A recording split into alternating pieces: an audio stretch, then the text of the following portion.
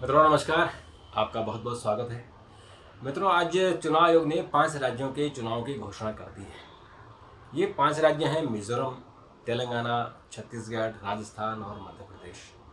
बहुत महत्वपूर्ण है क्योंकि इसके बाद तुरंत लोकसभा के चुनाव होंगे और इन चुनाव का लोकसभा के चुनाव पर कुछ ना कुछ असर होगा। पूरा असर नहीं होता क्योंकि विधानसभा के चुनाव अलग होते हैं और लोकसभा के चुनाव अलग होते हैं, लेकिन कुछ कुछ जो माहौल होता है वो लोकसभा की तरफ जाता है।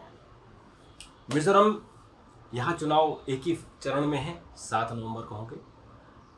छत्तीसगढ़ में 2 चरणों में है, एक 7 नवंबर को है, एक 17 नवंबर को है। मध्य प्रदेश में एक ही चरण में है, 17 नवंबर को।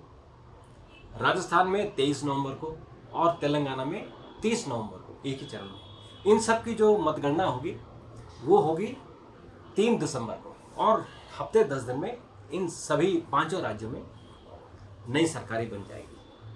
मित्रों, इनका थोड़ा सा एनालिसिस करना भी जरूरी है क्योंकि इन चुनाव का राजनीतिक दलों और उनकी जो अंदरूनी राजनीति है उसको भी समझना जरूरी है। मिजोरम में नेशनल मिजो फ्रंट की सरकार है, मिली जुली सरकार है, इसमें बीजेपी की भी भूमिका है।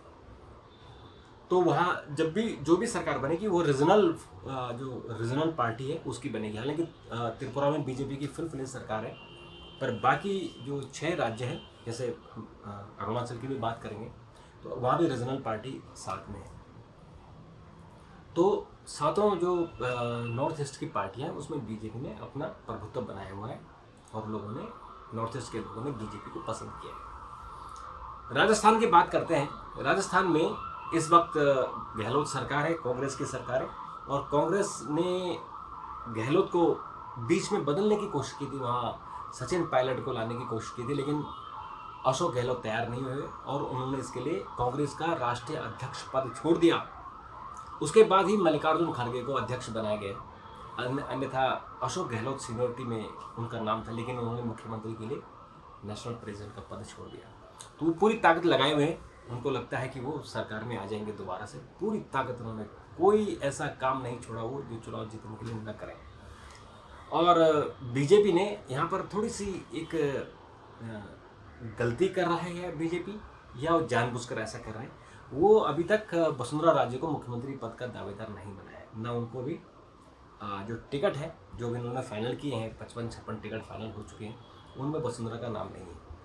तो अगर वसुंधरा को इन्होंने मुख्यमंत्री पद के लिए घोषित नहीं किया तो बीजेपी को मुश्किल हो जाएगी, क्योंकि जो वसुंधरा राजे की स्वीकार्यता है वो पूरे प्रदेश में है और ऐसा कोई बड़ा नेता वहाँ नहीं है कि जो जिसके नाम पर प्रदेश सरकार के लिए मुख्यमंत्री पद के लिए उनका चयन कर सके। हालांकि बीजेपी की जो स्टाइल है कि सामूहिक तौर पर चुनाव लड़ते हैं, प्रधानमंत्री के नाम पे चुनाव लड़ते हैं और फिर वो तय करते हैं कि यहाँ मुख्यमंत्री कौन बनेगा। लेकिन यहाँ थोड़ा सा राजस्थान का मामला दूसरा है। अगर मध्य प्रदेश में, अगर राजस्थान में वसुंधरा को खड़ा नहीं किया गया तो ये मुश्किल हो सकती है। फिर अशोक गहलोत जो जिस कॉन्फिडेंस के साथ वो कह रहे हैं कि दोबारा सरकार में आ रहे हैं, ऐसा हो सकता है दोबारा आ जाए। बीजेपी ने वसुंधरा को अभी किसी कमेटी में नहीं रखा, और जो दिया कुमारी नई एक और वहाँ पर राजकुमारी हैं जो लोकसभा के सदस्य हैं, उनको बीजेपी चाहते हैं कि एक राजकुमारी के तौर पर उनको भी प्रमोट करें। दूसरा, वहाँ गजेंद्र सिंह शेखावत जो केंद्र में मंत्री हैं, उनको भी बीजेपी चाहती है कि मुख्यमंत्री का दावेदार बनाए, लेकिन उन पर भ्रष्टाचार के आरोप हैं। तो जैसे ही उनको मुख्यमंत्री पद का दावेदार बनाएंगे, ऐसे ही अशोक गहलोत उनके सारे जो चिट्ठी है उनके पास वो सब खोल देंगे। और राज्यवर्धन सिंह राठौर जो युवा है, कर्नल रिटायर हुए हैं, ओलंपिक पदक विजेता है, उनको पार्टी प्रोजेक्ट नहीं कर रही, लेकिन ऐसा सुनने में आया है कि शायद उनको विधानसभा का चुनाव लड़ाया जाएगा। और कैलाश मेघवाल जो भी कानून मंत्री बने हैं, उनको भी चुनाव लड़ाने की बात चल रही है। तो दोनों तरफ से तैयारियां पूरी हैं। अभी हम जैसे ही टिकट डिक्लेयर होंगे तो देखेंगे, फिर उस पर एक और एनालिसिस करेंगे कि अब उनकी क्या स्थिति है। मध्य प्रदेश में भी बीजेपी के साथ यही प्रॉब्लम है। अभी तक शिवराज सिंह चौहान को मुख्यमंत्री पद का दावेदार नहीं बनाया, जबकि वो मुख्यमंत्री हैं और वो लगातार प्रचार कर रहे हैं और उन्होंने पूरी कमर कसी हुई है। लेकिन दिल्ली से शायद ऐसा इंडिकेशन है कि उनको इस बार अपनी उत्तराधिकारी किसी और को बनाना पड़ेगा, और पार्टी ने वहाँ बड़े नेताओं को चुनाव में उतारा है, जैसे नरेंद्र सिंह तोमर जो कृषि मंत्री है, और दूसरे कैलाश विजयवर्गीय जो इंदौर 1 से लड़ेंगे, और कैलाश विजयवर्गीय बहुत धाकड़ नेता है, वो मुख्यमंत्री पद के दावेदार थे एक समय, लेकिन फिर उनको दिल्ली बुला दिया गया, यहाँ जनरल सेक्रेटरी बनाया, बंगाल का चुनाव प्रभारी उनको बनाया, तो वो भी दावेदार हैं मुख्यमंत्री पद के। फिर प्रहलाद पटेल हैं, ओबीसी नेता हैं, उनको भी चुनाव मैदान में उतारा है। तो पार्टी तो पूरी ताकत लगी हुई, क्योंकि वहाँ जो माहौल है ऐसा, जो अभी तक सर्वे आ रहे हैं और जो बातचीत हो रही है कि वहाँ एंटी इनकम्बेंसी है, यानी शिवराज चौहान के खिलाफ वहाँ माहौल है। तो हो सकता है कि वहाँ इस बार कांग्रेस फिर से सरकार में आए। जिस तरह से कमलनाथ वहाँ कॉन्फिडेंस के साथ वहाँ चुनाव लड़ रहे हैं और प्रचार कर रहे हैं, उनमें ऐसा हो सकता है। और दिग्विजय सिंह अब थोड़े से डाउन हो गए, ठंडे पड़ गए, लेकिन अभी कमलनाथ पूरी तरह से सक्रिय है, यानी ऐसा लगता है कि कमलनाथ ही मुख्यमंत्री पद के दावेदार होंगे, क्योंकि ज्योतिरादित्य सिंधिया इसी चक्कर में कांग्रेस छोड़कर बीजेपी में आए, और बाकी वहाँ कांग्रेस में ऐसा कोई बड़ा चेहरा है नहीं जो मुख्यमंत्री बन जाए। तो वहाँ ले देकर कमलनाथ हैं और दिग्विजय सिंह हैं। तो दिग्विजय सिंह जो कुछ समय से हम देख रहे हैं कि वो थोड़ा सा उन्होंने अपने आप को पीछे कर दिया है, तो इसका मतलब कमलनाथ आगे रहेंगे।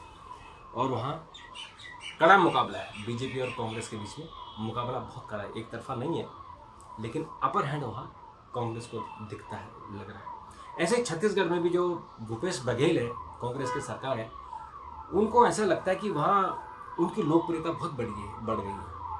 और सर्वे भी यही कह रहे हैं कि भूपेश बघेल दोबारा से सत्ता में आएंगे, और वो बहुत ही एक लेमैन की तरह, यानी कि ज़मीन से जुड़े हुए हैं, और वो अपनी जनता से ऐसे मिलते हैं कि किसी को इस बात का एहसास ही नहीं होता कि मुख्यमंत्री है। तो इसलिए उनको अपर हैंड है। बीजेपी ने वहाँ रमन सिंह जो पूर्व मुख्यमंत्री है, उनको भी चुनाव लड़ा रही है, बड़े नेताओं को चुनाव लड़ रही है, कुछ सांसदों को भी लड़ाएगी। तो उसके बाद बीजेपी लगी हुई है, पूरी ताकत से लगी हुई है, लेकिन यहाँ कांग्रेस को अपर हैंड लग रहा है। तेलंगाना में बीआरएस बहुत मजबूती से चुनाव मैदान में है, और ऐसा लोगों का कहना है कि उनको हराना आसान नहीं है केसीआर को, लेकिन वहाँ कांग्रेस ने भी बहुत ताकत झोंकी हुई है, और बीजेपी को वहाँ बेनिफिट होगा। सरकार में नहीं आएगी, लेकिन उसके वहाँ वोट परसेंटेज बढ़ेगा, सीटें बढ़ेगी। तो वहाँ मुख्य मुकाबला कांग्रेस और टीसीआर के बीच में है, जो टीएसआर के बीच में, यानी अब उसका नाम बदलकर बीएसआर हो गया। और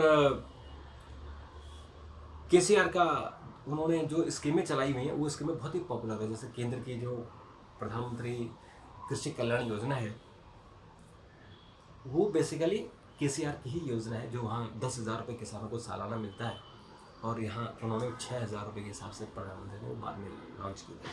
तो इस तरह से पॉलिटिकल पार्टियाँ पूरी ताकत से जुटी हुई हैं, लेकिन इसी में ही इन लोगों को लगता है कि अब कौन सरकार में आएगा, यानी 3 दिसंबर को जब मतदान होगा, मतगणना होगी, तो उसमें कौन बनेगा मुख्यमंत्री, तो हम तब तक इंतज़ार करेंगे। लेकिन मैं रोज़ आपको अपडेट दूंगा कि अभी उसमें क्या डेवलपमेंट है। तो अभी मित्रों, अभी के लिए था, फिर आपसे मुलाकात होगी, तब तक के लिए नमस्कार, थैंक यू, धन्यवाद।